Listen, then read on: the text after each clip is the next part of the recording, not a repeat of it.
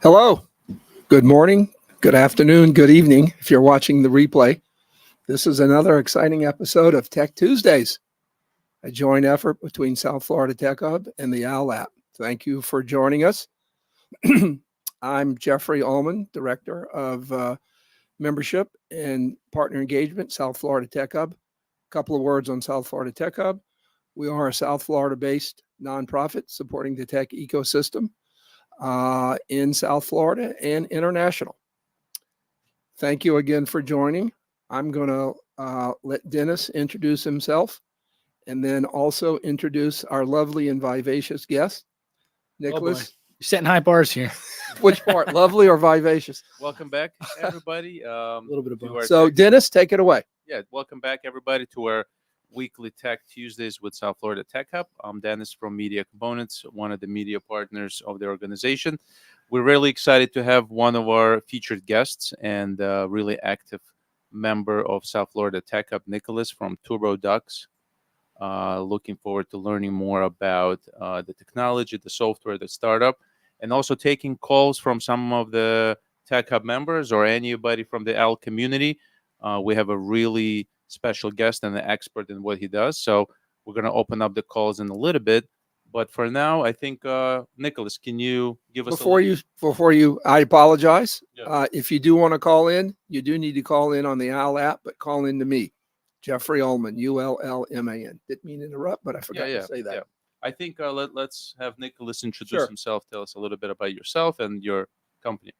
Sure. I'll give you the kind of long and short of it. The long is I started my career as a software developer, software engineer. And like most people in my shoes, you either get more and more development oriented or you kind of get bored sitting in a cubicle and you want to go meet people. So I actually went the software consulting route and used to build large data centers and cloud deployments for Citrix down in Fort Lauderdale, which is now CSG. And then after that, I moved from being this person who used to help build large enterprise IT infrastructure to moving into a role called a solutions engineer, which is like a pre-sales role. So helping people understand the technology they may or may not be buying. And at that time, I worked for Auth0, awesome place. We got acquired by Okta. And then, the common theme that I used to see across all these different roles I had was, I'd be in the back of an Uber heading to a customer and I'm like, oh, I have to give this presentation to the CIO or I have to go and get this statement of work done, because we're building some big deployment for them. And we'd take like the last thing we'd have 5 copies of the last 5 clients we worked with and cutting and pasting into my presentation or into my document. And I'm like, there has to be a better way. I worked at a lot of companies. No one had a really good solution for this. So here comes TurboDocs. The way I like to describe it is we're kind of like the Legos for documents and slide decks where you could point and click to assemble net new content. And then I always like to end by saying we have AI. I don't like to lead with that because I think it's kind of overdone in this market, but we have AI components that help make those new components or new Legos that you want to drop in and build. And then some of the things we have in pipe right now is leveraging AI to take existing documents or presentations you may have just given, extracting the key components out of it, and then turning that into something that's what we call a knowledge base, which is a fancy word for the Lego bin. It's basically making new Legos out of existing content. So you don't have to sit there and figure out what the best of stuff is. And what's nice about this is it turns it from being something that used to take me hours of a day to just minutes. And, I mainly focus in IT because that's kind of my background, but we like to say we're document and slide deck generation because there's different use cases, including like embedded and OEM, meaning our product within other platforms, et cetera, to take this technology and run.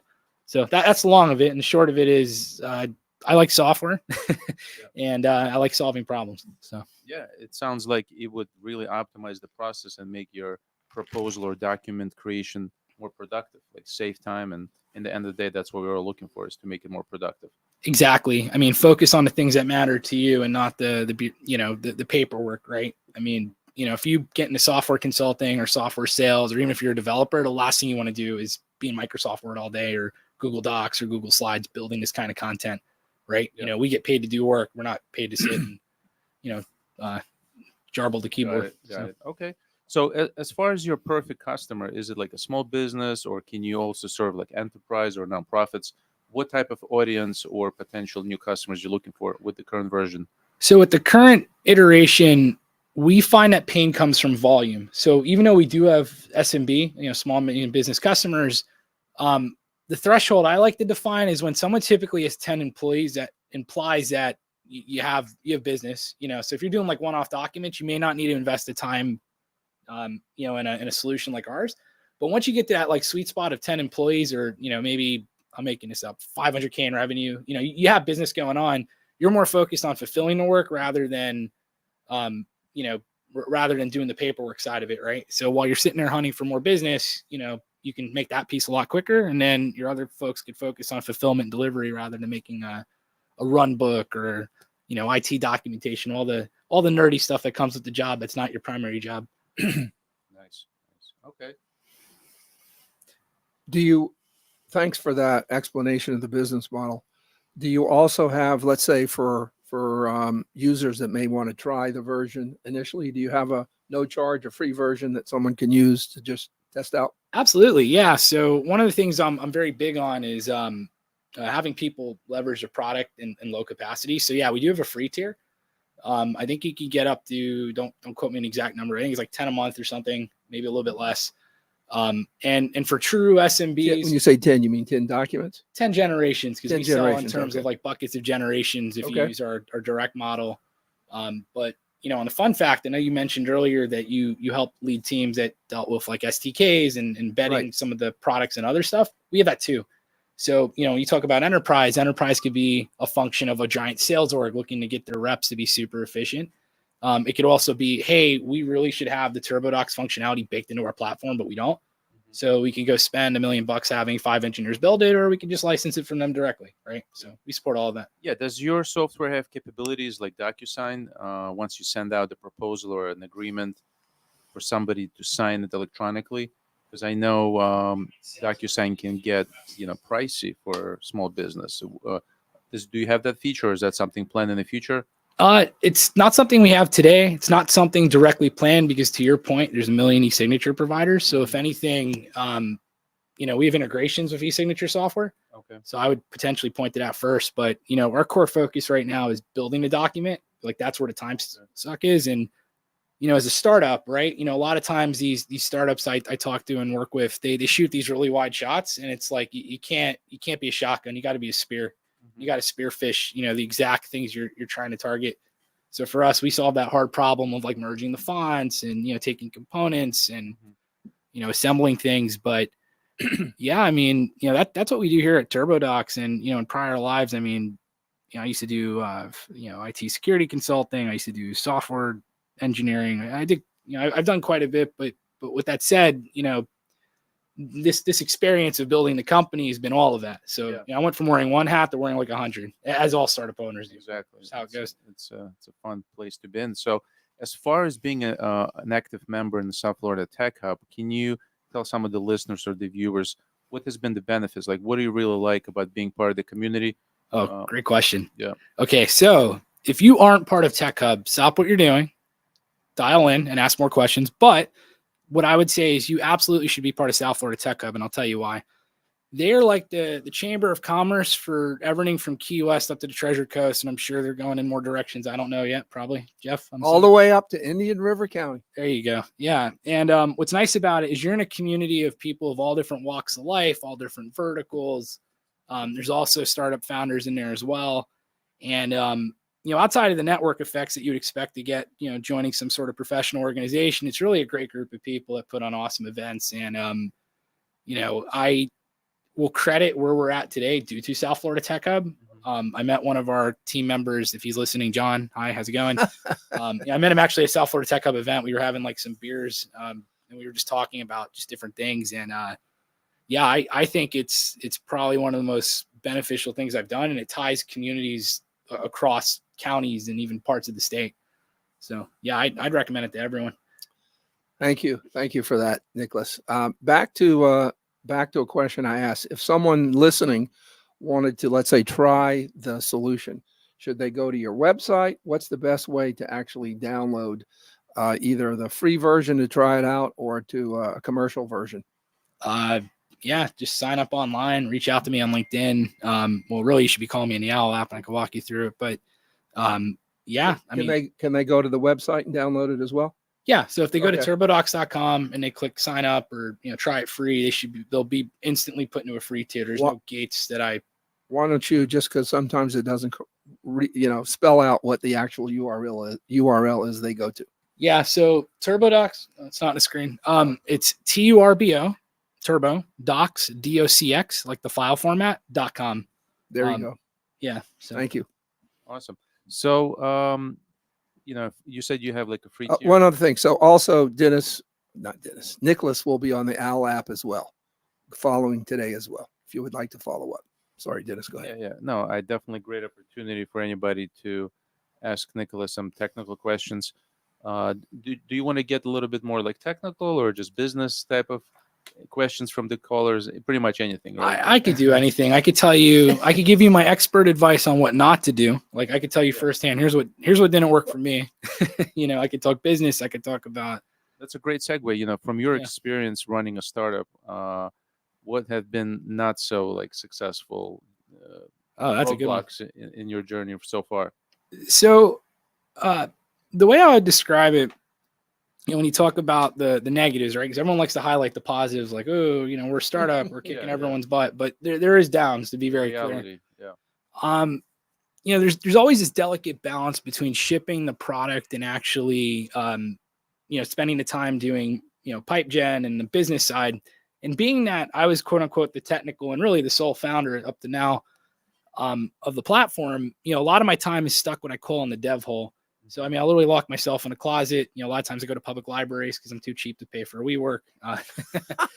Palm Beach County Public Library System, thank you so much for sponsoring. Free Wi-Fi. Free Wi-Fi, good vending machine snacks. There's that delicate balance of not overbuilding. And then on the flip side, because I've seen the other side of this too, working for some smaller organizations, is overselling. So, you don't want to go in there and sell the Brooklyn Bridge because that's how you not make friends very quickly.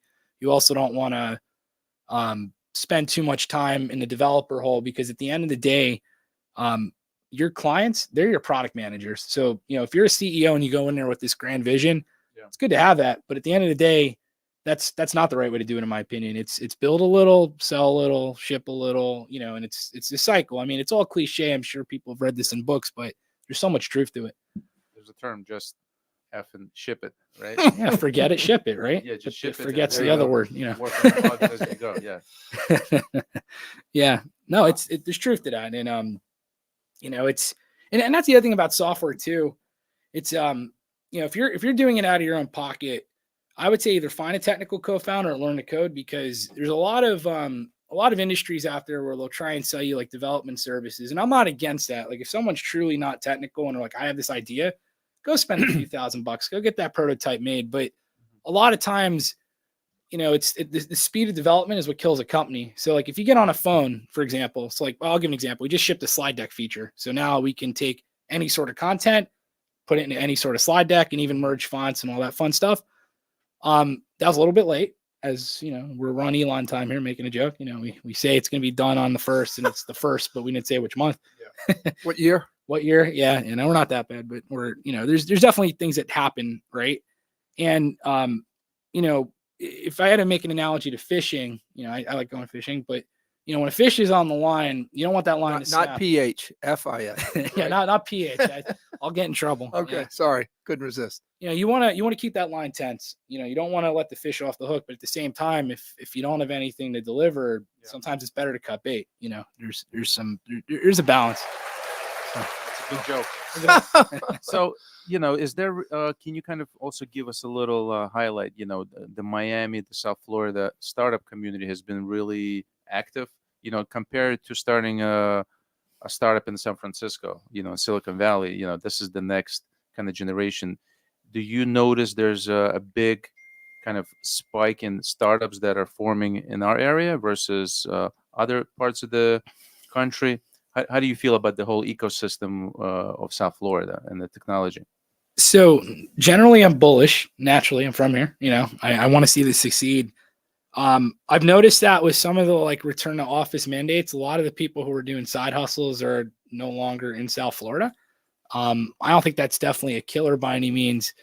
There's a lot of founders, particularly close to like Miami is what I've noticed. The biggest thing, and this is kind of the cliche of South Florida, is, a lot of people have what I call shiny object syndrome. So this week they're working on this app. Next week they're working on a car detailing business. Nothing wrong with that. I did that for years. And it's the consistency and focus. And I think that's where the Bay Area tends to shine, because you'll get these founders who will sit there for months in a coffee shop, Sunday through Sunday, for 3 or 4 hours at a time, and they'll get it done. Whereas down here, we had the crypto boom, and then it wasn't a boom all of a sudden, right? And you see names being taken off arenas. Right. So, I think as it ebbs and flows, the people who are consistent and persistent will thrive. And I hope to see more of that in South Florida. I think so too. Some callers coming in, or we're still waiting for somebody to dial in. But in the meantime, since we're still talking about technology, and AI has been the trend where right now everybody's utilizing AI here and there, can you give us kind of like a low-level example of how you utilize AI in your startup, whether it's promoting for marketing or using it specifically in the code development? Low level or high level? Because I could go on both. Low level. I think somebody that's listening, which is not a developer and or model language expert, just a low level example, real world example, how you utilize AI and maybe which tool specifically to optimize your business. Oh, so where do we start? So if I talk about the creative side, so think like marketing and sales, obviously the Mac Daddy of them all is ChatGPT, but I also like Claude. I think Claude's been doing, the Anthropic team's models have been solid. Yeah. When we're building out content for LinkedIn, a lot of times we'll bounce ideas off of it like it's a creative director, right? So now I'm not saying we eliminated that role, but we essentially 10x'd us. That was something I didn't have really good skills in, and that's done it. Obviously there's image generation tools, there's DALL-E, there's Flux, there's a bunch of them. On the coding side, I would actually argue it's made our engineers faster. And if they're not faster, I say this lovingly, there's no excuse. I think that you can now get more junior resources and have them perform at a senior level, because, the analogy I'll make is if you're in the cars, back in the day, they had cars without power steering. They had manual cars, and that, right off the bat, that was a barrier to entry for 99% of people to get into like the trucking industry, right? Drive a big Peterbilt tractor trailer, you got to be a big burly person who can drive stick. Yeah. Now you have automatic cars, now you have power steering. So now I could go get a kid right out of high school who's never lifted 10 pounds of weight in their life and say, hey, go drive this tractor trailer from Florida to California. So with that said, AI is an accelerant on the development side. In our product, we use AI to essentially make the Legos. So, you could take existing content and leverage AI to look at that, like based off of things we've already done, make net new content. And then, I could get into all the nerdy stuff too, but I'll hold my tongue until someone asks. Yeah. So, you kind of mentioned utilizing it properly. So like the major point is the prompting, right? How you input to get the output. Exactly. Yeah. So you have to the first step you have to learn in any AI is give the right terminology and the keywords to get the right feedback, right? Yeah, I think it depends, but it depends on the use case. But generally, there's tools out there now, and this is more on the developer side, like LangChain, and there's a bunch of libraries out there that are a prompt engineer safe haven. So there's pre-written prompts that people have written that you could leverage in your product, making it a lot easier. But the big problem with AI today is it has a short-term memory loss problem. Now, don't get me wrong. Last year, it's gotten 10x to where literally like the model windows, that's what they call it.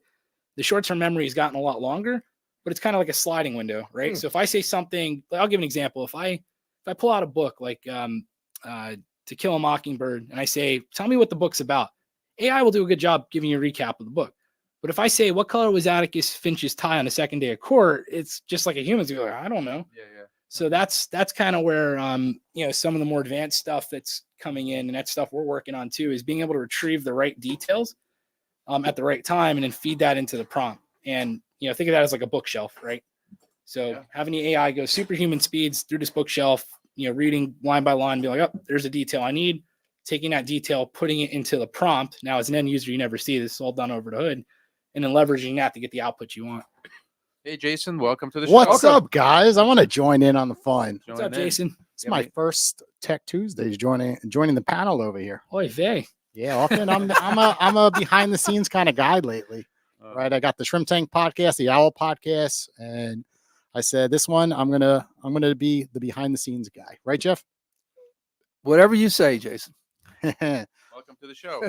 Well, let's have some fun this week. Let's go on offense, right? We just went live on the Owwll app with Jeffrey's profile, but no one's calling in, right? And when we look at businesses, the number one reason why people fail is because they wait. They wait around for the post to go viral.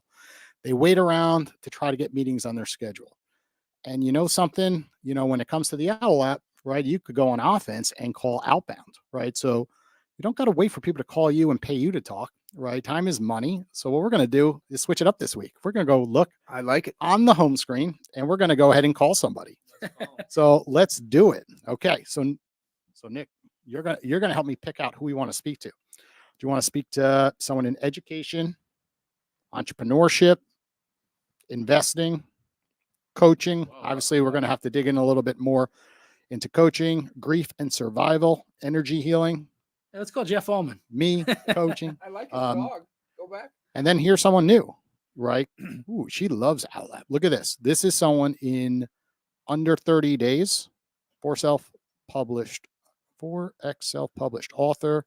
Look how cool this is. This individual came into the app 10 days ago and 19 reviews already. Yeah. What other platform could you get 19 different reviews, leverage those reviews, and post them on other platforms? Is she the rock star we're calling today? I think so, yeah. I mean, she talks about brand story, and I'd love to kind of learn a little bit more. Okay. All right. Let's do it. Everyone see her profile. So because we're making an outbound call, we're not going to see her profile once we hit the call button because we only get the opportunity to extend time. One day we'll have an update on the Owwll app where you could search through the profile once an outbound call is made. Kind of like how it looks with an inbound call. Look at that. She's picking up. All right. Let's hope it goes through because sometimes in our studio we have too many streams going on. So our Wi-Fi does run into an issue. Jeffrey, we're running into the Wi-Fi bandwidth issue in South Florida.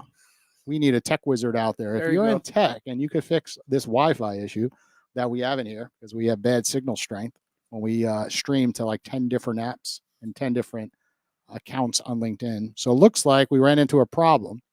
So we're going to hit dismiss. It happens. We're going to go back. We're going to see if she's still available, and we're going to try her one more time. Okay. And Jeff, she's $5. This is costing you a few extra dollars. Uh-oh. Round two. And remember, it could be on the other person's phone. Hey, Jeffrey. Hello. You are How are you are actually on the Owwll podcast. Live. This is Jason Hill. Are you okay with being recorded as we start the show? Oh, wow. Okay. Not a problem. It's Jason. I saw your nice message on our Instagram account. I see you're having a great time on the Owwll app so far. I am, and inviting a whole bunch of people while I'm at it. Okay. Well, you're if you look at Owwll App's Instagram account or my LinkedIn account or any of the Owwll Apps, we're streaming this live. You'll get a recording of this footage. And we have Nicolas here. He's our guest co-host. He's going to ask you a couple questions while I fix our television. Something went wrong over here. We're running into technical problems today, Jeffrey. So Nicolas, the floor is all yours. Go ahead and ask her a question that's on your mind. So tell me a little bit about your business. I see you work with brands, and I'm not sure if you had the opportunity to work with startups yet, but if you had to talk about brands with startups, what's like the top 3 things you see them do wrong? Or let me rephrase that. What are things they could do better? For me, since I'm a brand story expert, the thing that I focus on is the backstory of why a person is running their business, like what lit them up, like what was the transformation that their business offered them, and to also show parts of who they are authentically within their businesses to evoke emotions and build that connection within the ideal clients or audience that they're working with or they want to work with. Nice. And, when you talk to someone who's just getting their brand started, where do you recommend they start? Is it like just go into ChatGPT and write a quick memoir and have it beef it up? Or, where do you like to start? Well, I asked them specific questions like, who are they? What's that unique thing about them that sets them apart from everyone else that does what they do? Why do they love what they do and what they have in common with their clients? And then we actually create the brand story around those things. And we'll pick out different topics of life experiences that they've went through that led them on the journey of what they're doing right now and incorporate that as well into the brand story. And that's how we build it. So $1 million question, who's your favorite brand that you've worked with so far? So person that I would say is a spiritual entrepreneur. She's based out in North Carolina, and she does. Sorry, what kind of a lot entrepreneur? Spiritual. Spiritual. Oh, wow. What does that entail? Yeah. Just high level. Oh, sure. So pretty much a spiritual entrepreneur is someone who helps people connect with themselves on a spiritual level where they are in tune with themselves. They're no longer afraid to find out exactly who they are. They are not having limiting beliefs, and they're not afraid to be what they're created to become in this life and to take risk. And so that starts with your spirit. It starts with tuning in with yourself and actually confronting parts of yourself that you don't like and turning that into love.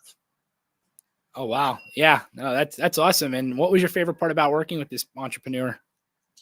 She was very open to the process, and she shared everything about herself, and she was passionate about sharing her life journey to help people on their journey, and also talk about her transformation and all the different strategic planning that I helped her with, innovative ideas. She was open and willing to just like adjust them. That actually helped her business in so many different ways, and it helped her personally too. Because for me, what makes me unique as a brand story expert is I'm also a certified life coach. So I pretty much utilize that as well to just bring out the potential out of a client or clients. No, that's awesome. We're super glad to have heard your story and learn more about you. Feel free to call in anytime, and we're looking forward to our next conversation with you. Oh, I love that. Thank you so much. I appreciate it. And I love the app. It's amazing. And like I said, I've been talking about it like crazy. I would love to be a brand ambassador. So if anyone would tell me what that's like, I would definitely continue to promote it. Will do. You're going to get a call from Ellie Santra, our brand ambassador director, shortly. I have sent her a screenshot of your message. I was the one who read your message this morning. That was me who responded. This is Jason Hill, the founder I love of Ellie. the app. Oh, cool. We do got to run though. We're live on the air. So we're doing a call-in show for only an hour. So we're going to call a bunch of other people as well. Okay. Well, thank you so much. I appreciate it. Later. Bye. I have a question to something she said. Sure. Because Nicolas and I were talking about it. She used the term authenticity for startup founders. And I saw the survey, I think it was on LinkedIn, and Nicolas and I were talking about it. AI is great. It's very important. But I find sometimes it's too good. It's too perfect. And you can tell a live human being did not write it because nobody writes that well except computers. Yeah. So, Nicolas, talk a little about what we were talking about. Yes, AI is important, but authenticity in terms of a founder story, the background, live human interaction as well. Oh, 100%. I mean, I think part of the founder story is having the courage to be vulnerable in front of an audience. You know, everyone likes to put this facade on that everything's perfect, and it isn't always perfect. But, you know, to your point about the AI, just a quick comment on that. You know, as a founder, you get a million emails. Everyone's trying to sell you something, right? Like, hey, come try my service, bunch of staffing, a bunch of, virtual assistants, all sorts of stuff. This new trend I noticed, and it's just started. So someone on Twitter or TikTok is probably pushing this as part of their content. On the bottom of these emails that are very clearly AI generated because they don't even take the time to like personalize it, it's just sent from my iPhone. Because I guess have you seen that? Yeah. It's like, I don't know what they're thinking. It's like maybe if they put sent from my iPhone, they'll think that like a person actually typed it this time and not. That's pretty funny. I never noticed that. Oh, I've noticed that people say sent from my iPhone, and it looked like a mass message, and I was like, that's interesting. This is the first time anyone's brought this up. It's like, excuse my typos. This is from an iPhone. Yeah. I mean, it kind of makes sense, right? If you're trying to de-risk the like, hey, we're using AI to do our outbounding, which there's a lot of companies doing that now, and I even have a small investment in one. But like, it's one of those things where I think what we're going to see is instead of fishing, PH fishing, not fishing like I like to fish, instead of fishing from a human aspect, you're going to now get what I call like outbound sales fishing from AI. And I mean, obviously, if it's something you need, something you want, no one really takes offense to it. But if it's like someone trying to sell me an ice cream truck and I'm in a software business, hey, I love ice cream, but I'm probably not your customer. Right. But sent from an iPhone, so it's okay. Yeah, Jeffrey, I think you still have to put a little bit like the human element into the AI prompting. If Right. it gives you a feedback and you have the script, which just sounds perfect, perfect grammar, perfect English, you have to add a little personality into it. Just to, Right. you know. Our guest last week said something kind of in passing. He said he has AI built in his tool, Mhm. but he recommends once you get past maybe the first interaction, Yeah. then the human takes over. Mhm. And I thought that was a good point. Use the AI to maybe automate, but get the first interaction, Mhm. and then you move to a human Oh, interaction. we have a I call. think we coming got up. someone Okay. dialing in. Pamela. Here's a sent from my iPhone I got the other day. Don't read it out loud. I don't want to get him in trouble. Okay. Hey, Pamela, welcome to the Ultimate Call-In Show. How's everything going today? Great. How are y'all doing? Not bad. How's your morning? It's going fantastic, actually. Yeah, you're over in Up here in sunny Atlanta, Georgia. Georgia. Yeah, it's nice and pretty up here. Is it hot down there like it is up Sure is. Sure is. Probably hotter. It's always hot here. Well, this is Tech Tuesdays. You're calling in. You got Nicolas to my right, and he's our guest of the day. And we got Jeffry Ullman. We got Dennis sitting here as well, tech expert. So what's on your mind? Shoot any question at any of us. I know I haven't called in yet before. I just want to know, like, within the tech world, what, in your opinion, is hot right now, or what would be the going things? Like, if I wanted to, start something up, what would be the direction? Is it AI? I mean, I know AI is hot, but is it a specific app? Is it a specific problem that the market is seeing that we can solve? What is it in your eyes? Well, I mean, in my opinion, it's something you should be seeing, right? It's not, you don't want to go after a market that, everyone's talking about, because if everyone's talking about it, everyone's trying to solve for it. Exactly. I mean, I'm looking here and, you're part of Women Warriors of Faith. I guess my question to you, to kind of flip it, what are things you're seeing? Like, what are things that you can see solving, and maybe AI is a part of that solution, right? I mean, when you think about it, a lot of these AI solutions have faith-based things trained in, and even on the flip side, you're starting to see things like mental health apps use AI as almost like AI Right. therapists, right? Right. Yes. So what are things you're seeing? Well, I'm seeing that people need some direction. There are a lot of followers, and we want to make sure that we're giving them that sound, faith-based, guidance, and not that they're just grasping at straws or following, but they really are truly seeking that true leading, in a direction. And it doesn't. I'm not even talking about success. I'm just talking about in their own personal, emotional life. They want to know that they matter. They want to know that they have a voice and that someone's listening to them. That's what I feel in my heart. Yeah, I also think Real quick, guys, because we're having an audio issue, I'm going to flip this wire. So, Pamela, just hanging in with me. I have a feeling there's just a loose wire, so we might disconnect for 15 Okay. seconds and come right back in, because I'm with the last caller, and now it's happening with you as well. And Okay. technology, it could be a simple little plug-in, twist it That's around, true. and it's wide. So the TV is going to go down for a second, guys, and just don't worry about it, okay? So while the wire is being flipped, I'm getting WhatsApps from a few different people. Stephen Berkner, shout out to you. Please call in. I see a picture of me on your phone on WhatsApp on my phone. But remember, you got to call in through the Owwll app, Jeffry Ullman's profile. It will be Okay. flashing live. If he is live, just hit the call button and you get $10 when you download the app, right, for free. So it's a free call to Jeffrey. If he's on a call, just hit notify me when available. So that way you get a notification when we are free from this caller. So Pamela, okay, you're back on. Go ahead. Talk a couple lines. Let's see if it's clearer now. Is this better? I think so. I think so. I Much didn't- better. Yes. Okay, I need a new wire, guys. It wasn't the phone last week. It's the wire. You got a 50% chance, I think, if it's what direction you put it in. It's wire roller. Wire. We need a wire. So many So moving Pamela, parts. I think also what's trending right now is everybody's kind of in the creator economy. It's been easier than ever to create content online, and if you have a Yes. message to put out there, starting a social media channel, whether it's YouTube or Instagram or TikTok, if you have the right message, specifically for your community, I would recommend creating a personal brand around it and just putting out your message out there. And organic social media is really where it's at right now. You're asking what's trending, so you have to just kind of commit to yourself, to your community, to putting out content, and eventually it's going to pick up momentum, and the algorithm will pick it up, and you're going to get in the trending section of any platform, and people will just resonate and engage more with you. Is that Nicholas talking? I'm just on the app. I'm not sorry. on This the was show. Dennis. Oh, Dennis. yeah. Okay. I'm just listening.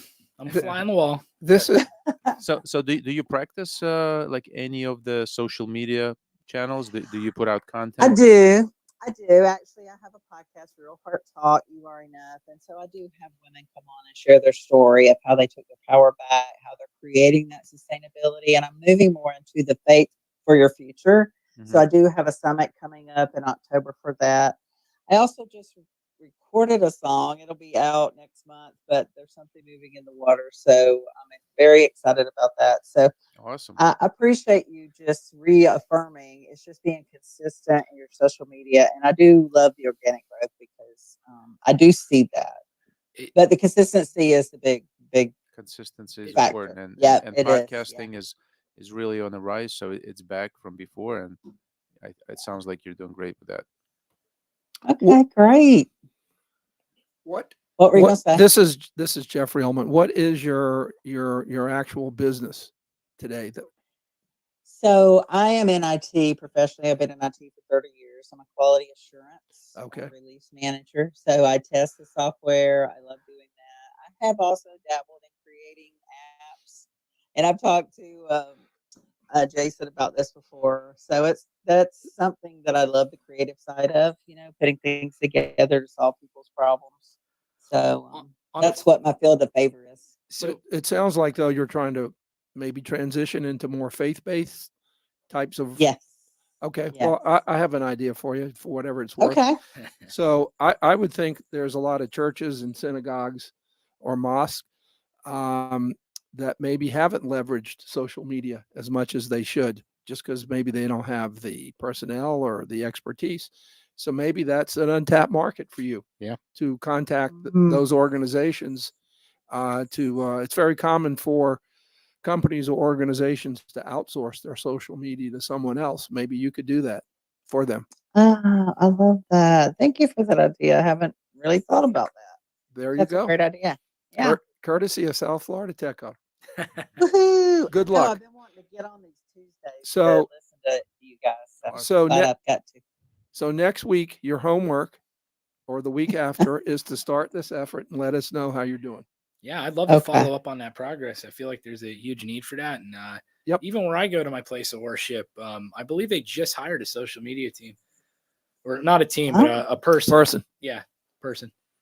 Okay. No, I love that. I definitely will take that challenge and we'll respond in 2 weeks and give you an update. Good luck. Okay. Well, thank you guys. I appreciate it. Thanks for And calling I'll in. let you go. Yeah. Later, Pamela. Bye-bye. Okay, I don't think it was the wire, guys. I think I'm gonna have to figure this out after the show. Well, We maybe need a tech expert. we'll We get need someone another from Tech one. Hub. Can we send someone from Tech Hub down here to Sure. figure out Uh, why our audio's going in and out on the show? We'll It's not- we'll send our top engineer.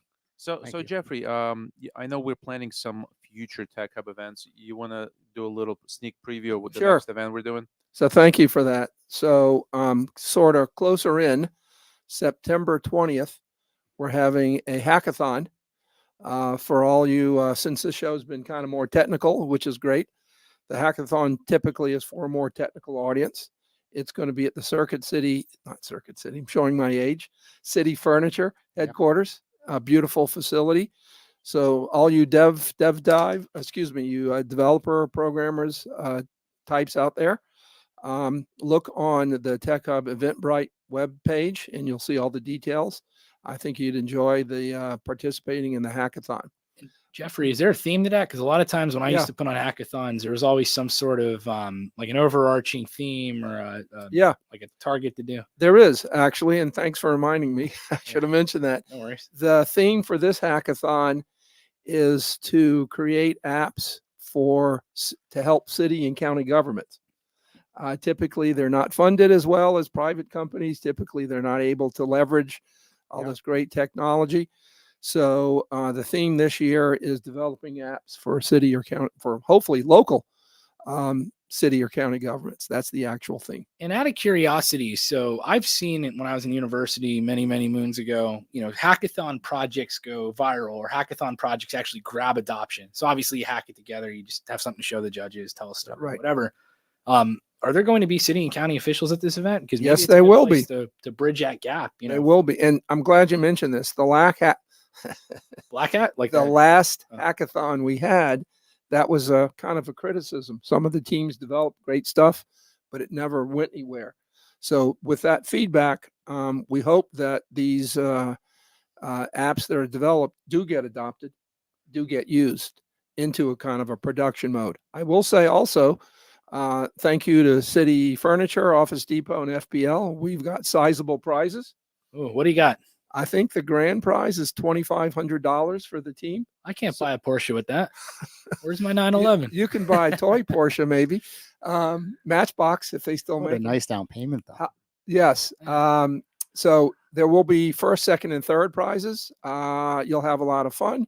You'll get to see the inside of the City Furniture headquarters that you'll never get to see. So take a look. Little further out, our biggest event of the year coming in December 11th is going to be Techpalooza 2024. It's an event that encompasses many types of things. Not yet live on the Eventbrite page, but it will be in a couple of days. Or you can follow up with me if you got any questions. By then, we might put this podcast on the floor there. Bring this nice table out there. Why not? Right? This comes apart. Well, breaking news. Never done that before. Breaking news. I haven't talked to Nicolas yet, but I'm going to ask him to exhibit. Uh-oh. And Jason will be there exhibiting as well. course. And you too, Dennis. I'll be there. So Okay, I got a question for you, Dennis. Right, I heard you guys speaking when I wasn't on the panel earlier about AI, and something that comes to mind to me is when they started, this in the financial service industry. We're like, oh, get this great software, and it's going to post for you. Back in the day of Hootsuite, right, and these products like Buffer today will post content automatically, and you get all this extra content, and all these financial service professionals are start posting away. And you know what ended up happening? No one got engagement. Noise. It was so much saturation. It was so much garbage. And I looked at this, and I'm like, oh my God, everyone is buying this shit, and it's just not going anywhere.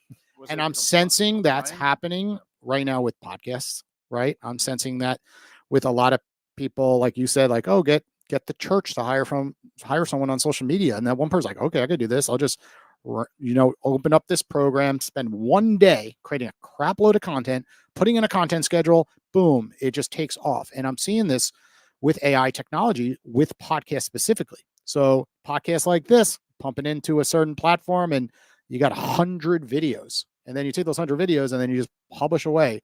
But if everyone starts doing that, Dennis, we got a problem, right? It's just more and more content, and everyone's a content creator, and no one's getting engagement. And we've seen LinkedIn engagement pretty much, go down the last 12 months, where people getting 100 likes, now getting like 15 to 25. Yeah, it gets more and more challenging coming up with the unique, genuine content, because people now can tell what's AI and what is not. So you just have to be more creative. You have to kind of think outside the box. But I agree with you, Jason. It's just, you're looking at a post and you can tell it's AI. So you have to get more creative people. Just be more genuine. That's why you have to sometimes hire a professional to come up with a strategy to properly become more unique. What's your key messaging? What's your unique selling proposition versus just putting in a question into ChatGPT and getting an answer and copy pasting it into a status update. So let's dive a little deeper, right? Because often, I get pitched all the time by advertising companies, PR companies, and I feel like we're all struggling on the subject. Like, we're trying everything to get more engagement, right? I'm running multiple brands, and I'm seeing that with my podcast. I'm seeing that with Owwll itself. And I just keep trying vertical after vertical, and I have my secrets, what I know tends to work. I'm very pushy, obviously. So I'll try to get more people tagged in our story to then reshare. And then that gets more eyeballs based on how you tag people on Instagram or within LinkedIn. I go on offense and I send a lot of outgoing messages. I'm less concerned sometimes about, of you getting 25 likes versus 100. But can you kind of dive deeper? Because so many people in your field are kind of giving kind of the general template of like try something unique. But people in my shoes are like, what the hell does that mean? Like, what does unique mean to you? I guess, is it me doing raw videos every single day? Is it me coming up with a skit, like going backwards, like old school TV, and like really putting emphasis in a 1 minute video that's out of control? Like, what is it? There's really not like a quick answer to your question. Yeah. It's when we do like marketing campaigns or strategies or building out like editorial calendar, we always kind of try to do A/B testing. So we try to test different creatives and see which one resonates. And sometimes we even jump on the meme train, like how to, like you see those posts? Yeah, of course.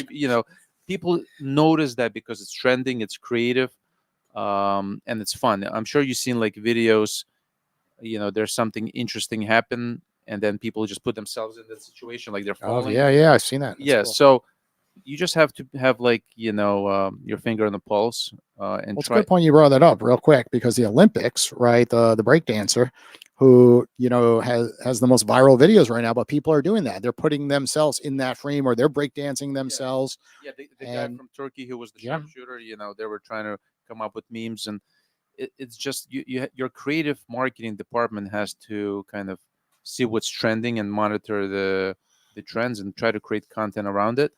But just staying consistent and trying different things. It's mostly like a lot of A/B testing and really knowing your target audience, what's gonna get noticed in that audience. I think I like that. So moving over to you, Nicolas, on the target audience, right? Because you have a specific product. So when it comes to your marketing, like how are you getting this out to the right target? So I'll tell you what we've been doing that's been working, and I'll tell you kind of what hasn't been working. The craziest thing, what's worked for us is when to that point about being genuine, I post a picture of like a vacation. We just got back from Jackson Hole. I was in the car. There's a buffalo that is from me to probably the distance of that wall right there, walking by me. I couldn't help it. My wife's screaming, roll up the window. She's like, "What are you doing? You're nuts." And I'm like, "I know." And I just took a selfie. I put that selfie on LinkedIn because you can't fake that. AI is not going to put me next to a wild animal like that. Well, technically, you can fake it, though, We right? can. But yours looked like it was an AI driven. Yeah, there's no way. I mean, maybe someone could Photoshop it, but it's different. Nobody posts a picture of buffalo. That's what I'm saying. Like something completely thing to fake. outrageous, something that's totally not on brand for that channel. Like LinkedIn, you think professional content. I posted a picture of me on a hike with a beard. I look like a homeless dude because I probably am at some point. But long story short, that's the kind of stuff where I've actually seen the engagement like tremendously. When I post some of our creatives that I won't even call them creatives, but like the content that just kind of talks about brand messaging, alignment, positioning. Yeah. I mean, we see the usual suspects, right? We see the same people like it, share it, whatever, but it's whatever you can do to get that eye. And then the last thing too, I've noticed is like video content tends to do better. And it's video content when I make it for the millennials and Gen Z, the ADD generation where it's like short form, changing frames, that kind of stuff's what's been working for us. But to be very clear, that is like, on the topic of that, like that's the part where I would argue most startups need help, including mine, to be very clear. Everyone. It's the hardest thing in the world right now. It is. I mean, I'm lucky. It's easy to start a business, but really, really hard to market a business. and then convert that into revenue. Yeah. Yeah. That's the story of every founder. Yeah. That's a great point. We actually use the strategy to put ads for our company. So when we create professional graphics, with Photoshop, it resonates. Okay. It does a little bit of engagement, but when I just posted a picture, like me and my wife or a family, like, hey, we're a small business, we want to help you market your business, that gets more people stop and they read the caption because they see like a family on vacation. That stuff actually works. So what you guys are telling me is we got to change the show, right? This is too similar to other shows. Like people could call in, but now we got to take it a step further. Maybe we should have like an ice bath right here, right at the end of the show, right? The guest co-host has to jump into the ice bath. What do you think, Jeffrey? I'll get some eyes turned. Well, we can try that. I like it. And then every guest has to one up the last guest. We're like, okay, that person, did the ice bath for 3 minutes, and the next person has to go 3 minutes, in 20 seconds. And then we keep going until someone breaks. And then I don't know what happens after that. I'm just coming up with this on the fly, Jeffrey. I'm going to go back to what I said. And I think we've all kind of talked about it indirectly and directly. I think what succeeds is genuine human interaction. Yep. Agreed. Until we're all bots. Wish there was an app for that. By the way, I just want to acknowledge none of us, I think, on this panel are bots. I think we're all live human beings. For yourself, my friend. I wonder sometimes about Nicolas. Yes, technology is great. AI is great, but at the end of the day, human beings are social creatures. Yeah. Good, bad, or indifferent. So I do think that human element, I think, often gets lost in this industry. And I guess that'd be my comment. I think we've all kind of validated that in multiple ways. So be yourself, be human. Well, that's why it's getting hard when you get all these spam callers today, right? They're calling, it's an AI bot to begin with. And you're like, really? Come on. Like this morning, the typical like call, hang up, then call you again, right? That's AI picking up that first call to realize there's another person on the other side, and they didn't patch it over to the person quick enough. So then they recall you back. And then, Yep. you know, how are my feelings when I know that? I grab the call and they're like, oh, is this Jason Hill? And I'm like, I know what you just did, and this call's ending. I literally said that to the individual on the other end. You don't like to toy at your meat though? Of course I do. Come on. They, I I like to enjoy see that how so much. you're, Come on. I have a I don't calling get app. it That either. is I don't- literally like Yeah. the funnest thing in my day sometimes. Is- Someone is calls troll- me and I'm like, how's it going? Trolling Right now, I just telemarketers? see where they're going with the conversation. I'm like, and I just started being like, really? That's how you're going to come across? I'm like, if you really wanted to sell me, I was like, you got to get better at this, I right? don't You get got any to phone get calls. I your just pitch get down. text messages like, "Hey, how are you?" Oh, Yeah. Yes. FYI, in the No, state of it's like- Florida, there's a fine for that. Just, I mean, Text messaging. yeah, if you get unsolicited text messages that are business oriented, I think it's some crazy number, like 500 texts, if Yeah. you really care. Yeah. Which is why we avoid that. The Like, spam. Yeah. so I'm going to shift gears a little. I know, Dennis, you've got an event coming up tomorrow. Why don't you talk a little about that? Yeah, we have an event in Delray at the Aloft Hotel. It's going to be a panel of AI experts, and it's basically anybody that's looking to take their personal brand and business to the next level utilizing AI technologies. Anything from AI for business, for personal. We're going to have people that actually use the AI to grow their business to 7 to 8 figures. Oh, we got a call. It's a Brand new Q&A. person. oh, I know who this is. Uh-oh. All right, let's Okay, take it. Steven. Steven. Hey, Jeffrey. Steven. Welcome Hey, to the Steven. Ultimate Call-In Show. Can you hear us? Steven, you got a bit of an echo too. Hey, how's it going? Good. You just downloaded Owwll like 5 minutes ago. I saw a referral come over. Use my referral code. Sorry, I get the $10 Yeah. bonus. Wah, wah, wah. Well, I got to say, it's pretty cool. Didn't realize this kind of application existed, but it's really awesome to be seeing this kind of show and all the stuff you guys are doing. And obviously, I'm a huge, big fan of South Florida Tech Hub and everything that goes on. So FYI, Steven lives like 2 doors over from me. Oh, He's one of nice. my good tech friends. Nice. Yeah. A little bit more than that, but yeah, just down the road. Just down the street. Uh-oh, we might have to dive deeper. A little bit more than that. What, you guys watch football together? We You guys actually to the go bar fishing together, What's but going on? we go pH fishing together. Just kidding. No, but Steven, Is he up for the ice bucket challenge like we were talking about earlier? Oh, Will he come to our 100%. studio as the first individual jump in to the ice bucket next week after the show? yeah, I could see that. Steven, will you do this? Will you be our first volunteer? I don't know about that, but I do like the enthusiasm that Nick is bringing. Volunteering me for stuff. That's always exciting. So Steven, why don't you tell us a little bit about yourself? I know you very well, but why don't you tell the audience what you do and some of your expertise, because you are definitely a one of a kind in a good way. Sure. Yeah. So, it's hard to condense all that into 30 seconds, but I'll give you the elevator pitch to the best of my ability. I've been doing software and hardware for about the past 13 years.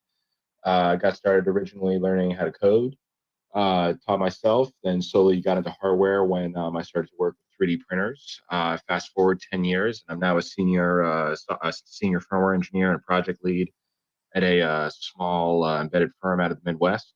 I also have my own consulting company, Berkner Technologies. So doing a little bit of everything. The embedded world is very interesting. It's going at a million miles an hour and also 1 mile every 100 years at this point. It's a really interesting field to work in, especially with AI and all these things coming out. AI is now starting to hit hardware chips, which is not just NVIDIA. I mean, NVIDIA is of course one end, but you also have crypto accelerators, and I also used to work in security. So that's another big thing I'm in. And it's just really interesting how all this is slowly, while the ideas maybe are a little bit more popular, in the software field, they're really impacting the way that we design hardware and the way that we think about securing things, just from the hardware level up. So, just wanted to, cover all my bases. But the other question that I have, at least especially, for both my full-time job and also my consulting business, the question that I wanted to ask you guys was, how do you continuously come up with content, for essentially the same topic? I mean, it can be a real big challenge with starting a new business or just even having, the longer the business exists, you have to keep coming up with stuff. So other than, of course, ChatGPT and AI and, having all this stuff spit it out for you, how do you guys come up with that kind of content originally? Or not originally, organic? Okay, Dennis, you're gonna have to take this one. Well, Dennis is the marketing professional over I here. think we just spoke about this like a couple of minutes ago, Yeah. but Stephen, yeah, it's about just having patience. It's trying different things and doing like A/B testing to see which one resonates and engages more. But what we do inside our company is we actually follow, competitors. We follow people that follow us, and trying to see what's new and trending in the market, and just utilize that and convert it into content. Just always try to think outside the box and be a little bit of unique, and use the latest channels and video type content as well. And I have.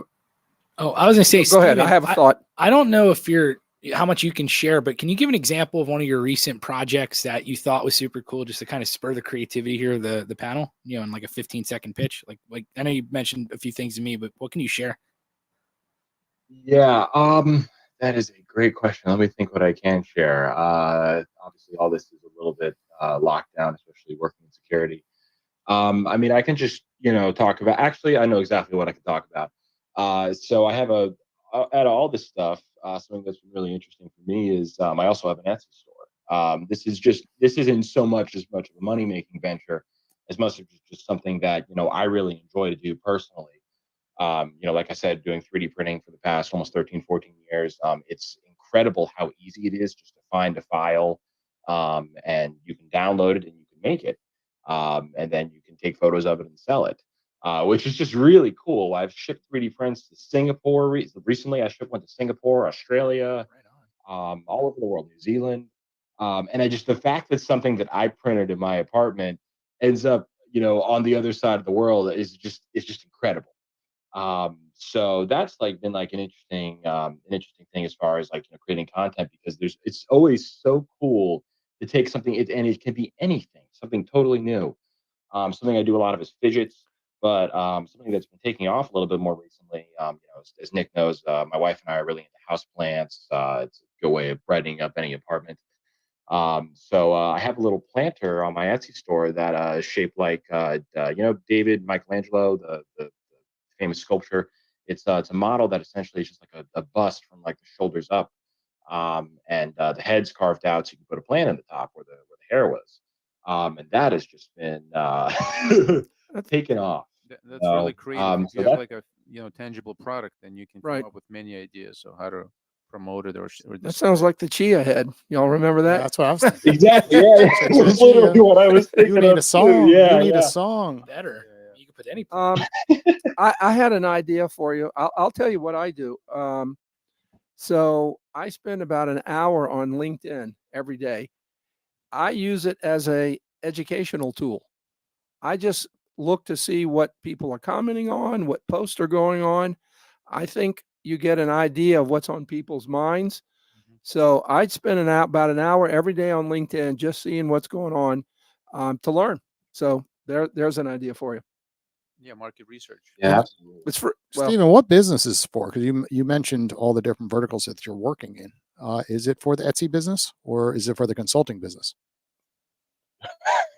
Or The both? Etsy business is just a fun thing I do on the side. This all this stuff is for my full time job. I work for a company by the name of Dojo 5. They're based out of the Midwest. I've been there for about a year now. But the consulting business that's I mean, essentially, when someone comes to me, for example, let's say a client comes to me, the main thing that I would be asked is, okay, hey, can you develop an embedded prototype with some sort of embedded system in there? Gotcha. So of course that can look like anything. There's an embedded system and a processor and a microchip and just about every single thing that we have, like the microphones that you guys are talking into, sometimes even the tables, they have it. So so I like the idea, of course, doing market research, but the interesting challenge there is that it's such a broad field, and it can be hard to find the niche that people are looking for, because someone could come in the door, to my consulting business, and they could ask me for quite literally almost anything. Gotcha. But You the know, marketing is going so over your own profiles, or is it going through Dojo 5? Where's the marketing? no, this is all going through my own personal profiles. Yeah. Gotcha. So here's my 2 cents: is it's about you. People do business with people they know, like, and trust. You've heard that a million times, right? So often people Yeah. make their error that they think that everything that comes out of your mouth has to be about, like, your final solution, your call to action, but it's not true, right? Think about this podcast right now, right? We're all getting eyeballs, and we're all, on social media, commenting back to people, even yourself. You called in today, but then the next time you see Nicolas, you're like, oh, that was so cool during that show you did, right? And all of a sudden, it opens up an opportunity. Then Nick says, well, this is the next project that I'm working on. And then you find value in working with Nick because of a podcast show. So look at marketing as just a way to open the door, build value. That's why you're seeing the growth of podcasts, right? I run the podcast, The Shrimp Tank, right? But think about it. Like, I interview entrepreneurs, right? I could be a financial advisor. I could be a dentist. I could be a doctor, right? I could be a marketing agency. It would not matter. All that matters is I'm interviewing entrepreneurs that are very successful, and then other people then see me as a center of influence. And then it's really easy for me to turn that over to whatever business I'm working on. So I think often people make the mistake that they think all their content has to be associated back to the business they're operating, and it really doesn't. You just have to create creative content, like we were talking about earlier on the show, and get a lot of eyeballs. And then, 1 out of 10, throw in your business, and you'll receive probably some sales. A little bit more personal. Yeah. Yes, people follow you because of you first. Absolutely. Yeah. That's where I was going. Well, we got 11 seconds here, Stephen. So you could add a couple more minutes, because you're our last caller if you want. Hit the add button. Well, I gotta get back to work, but I just wanted to say thank you guys so much. Perfect. It's been really, really informative, and I love it. Have a great day. Later. Take care. Bye, Steven. Okay. No, that was good input there. Yeah. That was cool. He saw us live on LinkedIn, Yeah. called in. I want to get some 3D fidgets from your friend. Yeah, well, And he's we're gonna end the callers. That's it for the day, guys, and we're gonna chat a little bit. Yeah. For the end of the show. yeah, I was gonna say, think of him as Steven. I say this with love, like the Nutty Professor, where he could just make anything. Yeah. That's Steven. So think in his case, fidget spinners. If you want to create the next lighting panel, Yeah. if you want to create the next like a spare part or smart toilet, Yeah. he's the guy. Okay. So Jeffrey, next week, do we have a confirmed guest? Yes. Can you give We us? do actually. Yeah. What do we got next week? If she's listening, hey, Lisa, our guest next week is going to be something a little different. Yes, we all run for-profit companies. Yes, it's important to make money, but it's also important to give back, to help other members in the community. We're going to have Lighthouse for the Blind of Palm Beaches. Okay. My good friend that I knew when I worked 150 years ago at IBM, Okay. Lisa Stella, will come on. We have a few interesting things to talk about. So Nice. I'm going to show my age here. Same bat time, same bat channel next week. If you don't get the reference, reach out to me. Before we close, just a reminder, you can reach out to Nicolas Fry, Fry, on the Owwll app. Go to or LinkedIn. Go to turbodocx.com. Get the free version. Try it out. Thank you for everybody. It's right up here. We put it on the I'm TV. sorry. Remember, Oh, we yes, could put sorry. URLs For a up demo? here. I'm We sorry. can show everyone. So, There you go. so Nicolas, before we close out the show, we got this up on the website. Should we hit any page? What should people know? People should know that if they're in a position where they're sending out a high volume of statements of work, proposals, presentations, etc., that this is the product for you. A lot of that, if you think about it, for Legos, we turn it from copy pasting to pointing and clicking. You could go to the top right corner, but it's not really mobile optimized, and they can hit log in and sign up for an account there. We also have some awesome implementation partners for some of our enterprise clients. So, it's one of those things where if there's some sort of tailoring of the solution, we could do that too. And we talk about marketing. I definitely need to up my content game after this conversation here. You guys kind of lit that fire under me. to do it. But yeah, I mean, at the end of the day, we have a few different products. We have TurboDocs templating, which is our web app. We have TurboDocs Writer, which is our Word plugin, Office Suite plugin to take that content, put it right into the experience you like. And it's free to try out, everyone. $0 right there. Well, let me rephrase that. It's free, period. And then you could pay for entitlements and subscriptions. Oh. So we say try it free. It actually is free up to a certain amount a month. And that's because, to your point about giving back, we don't want the small, SMB, small company to feel that they can't use a solution like this because everyone else wants to charge money and we won't. Yeah. So Awesome. Yeah. Awesome. Well, thanks for joining us today. Thanks on for Tech having me. Tuesday. Nicholas rocks.